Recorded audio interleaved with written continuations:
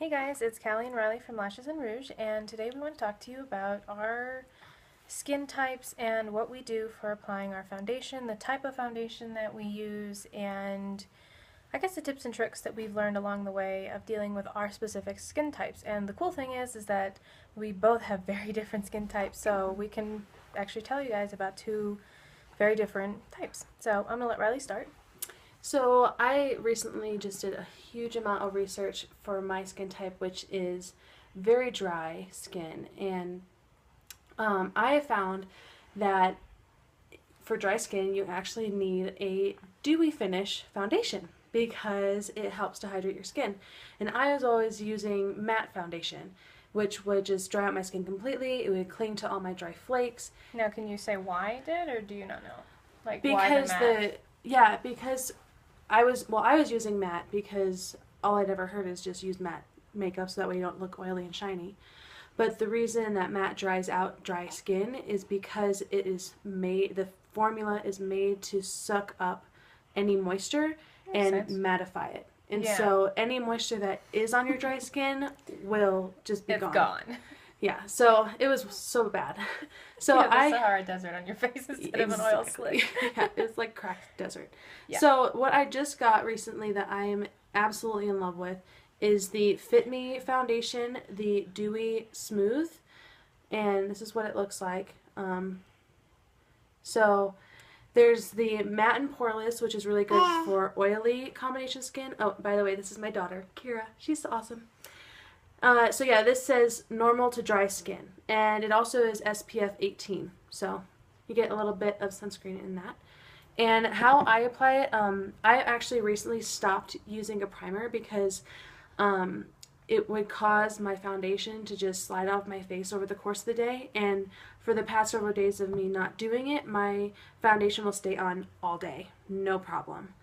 And how I apply it is I will just kind of put it on the tip of one of these wedge sponges and just stipple it on. So I don't rub it all over my face, I just stipple it on because that helps any dry flakes, any hairs on my face to just lay flat. And when I rub it on, then it gets underneath of those flakes and stands them up and stands them out. And it's bad. Yeah, not fun.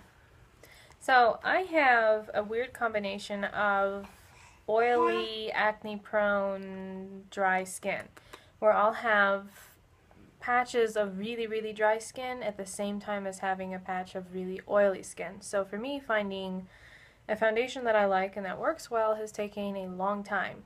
The current one that I'm using is actually from CoverGirl, and it's their Clean line.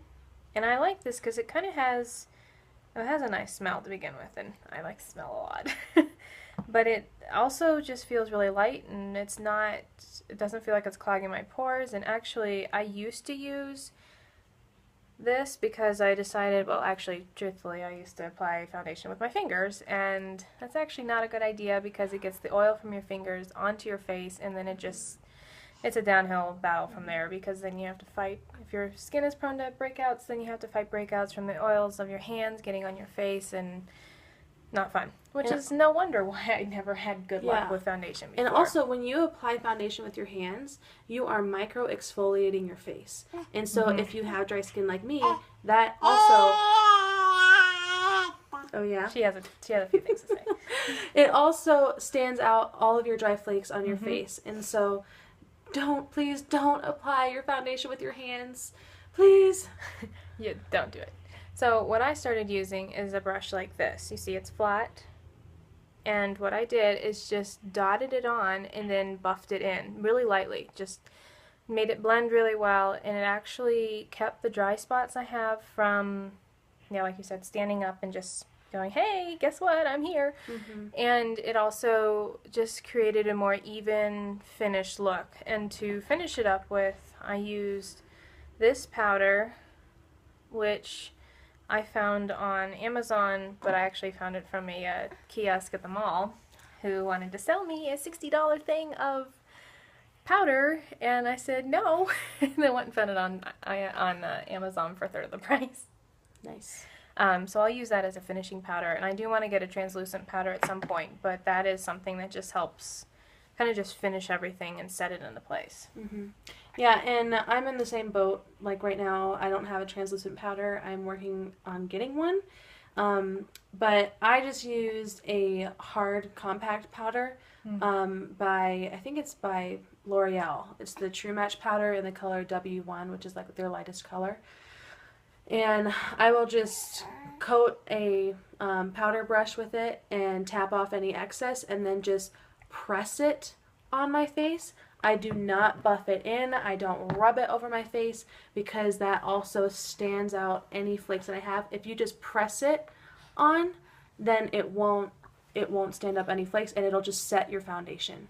Yeah, maybe buff for me isn't the right word, but just lightly circles, not even buffing, just like blending it.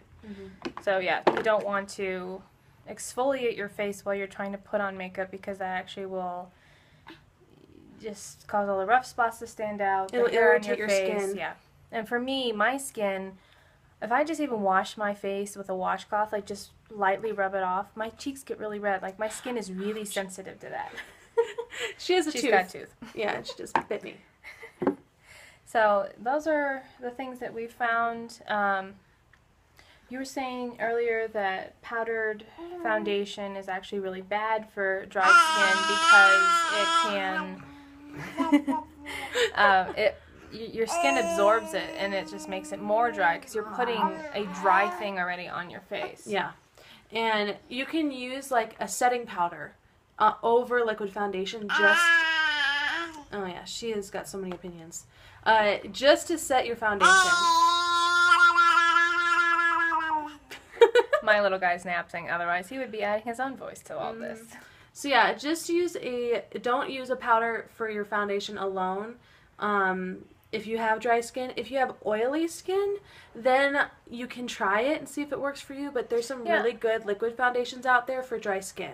Yeah, and I've used Bare Minerals powder foundation, I've used Mika powder foundation, and I've actually had really good luck with that because, I mean, with powder you have to use a brush, and so obviously I wasn't putting that on my face with my fingers.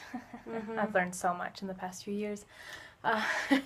But I actually had good luck with it because using the powder helped the oily spots on my face not be so shiny, and it dried it out in a good way where it kept acne from forming because it wasn't oily.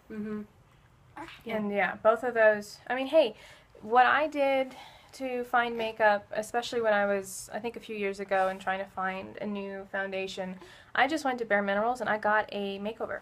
And you can get one for free, and you can go and try to see if, you know, powdered foundation is good for your skin or not. And, you know, a lot of makeup shops will do that and allow you to test makeup and foundation, and everybody's faces are unique and individual. So, you know, these are the things that have worked for us, and and you want to make sure you get a foundation that isn't going to irritate your skin because every different brand of foundation has different formulas and different stuff in it. And so some people can totally pull off like a foundation that I can't pull off because it'll even just if break they me have out. dry skin too. Yeah, so it's kind of a trial and error process, honestly. Like, you can do all the research and find the dupes for different high-end things, or you can get a high-end product, or, you know, try different setting powders and whatnot. It's really, I think we both found that really makeup comes down to your individual skin and how it reacts with your skin, and what's not going to work for you is probably going to work for somebody else, and it's really just trying to find and testing and being willing to work through a potential breakout to find the right shade, the right type. Like, there's cream foundation, there's mousse, there's liquid, there's powder, and there's BB creams. Yeah, tinted moisturizers. Right. So there's so many out there, but for dry skin in particular, I highly suggest that you try a liquid foundation that says, like, specifically that it's for normal to dry skin or for dry skin. You know, cream-based foundations are really good for really dry skin. You just have to be careful when applying it because it can tend to get really cakey. You know, don't do please don't wear a foundation that is mattifying. I made that mistake for many years, and it just completely would dry out my skin. And now that I know the better, I want to teach better. Yeah. Too. So yeah, and then what are some brands that we know of that are really good for our skin types? So Maybelline, like I said, the one that I use, the Dewy and Smooth, is really good for dry skin. I've also read that L'Oreal Lumai foundation is really good for dry skin as well. I think I saw that that's also good for combination skin too. And then another one is Revlon Color Stay. And I think another one by Almay. But so those are some that are really good for dry skin. What about some for like combination oily? Well, I'm not really sure other than, like, I've been using the e.l.f. Flawless Finish foundation, and that's been really good because it's light. It doesn't have a lot of extra stuff in it, and that it makes my skin break out. I've never actually broken out by using that foundation. This CoverGirl Clean is good. This one's specifically for just normal skin. Because my skin is so weird, it's not the typical combination of, well, combination skin. It's a little bit more difficult for me to find that balance. And so when I find something I like, I stick with it. And that's the e.l.f. foundation, and then this CoverGirl is also, I've actually had really good luck with this CoverGirl foundation as well in the past. Cool. And then also when you apply your foundation, don't apply a huge thick layer at once. Lightly, do like a very light layer and then just build up on that for the amount of coverage that you want, because otherwise it'll look uneven in places and it will start to look really, you know, dense and just cakey. I know I used that word before, but that's just what it is. And it won't look as good as it could be. So those are our tips. We'll post a few articles that we found that have some, actually, I think, really good sources for different types of makeup, different brands that are good for different types of skin, the best way to apply it for that type of skin. Just the whole kit and caboodle. Yep.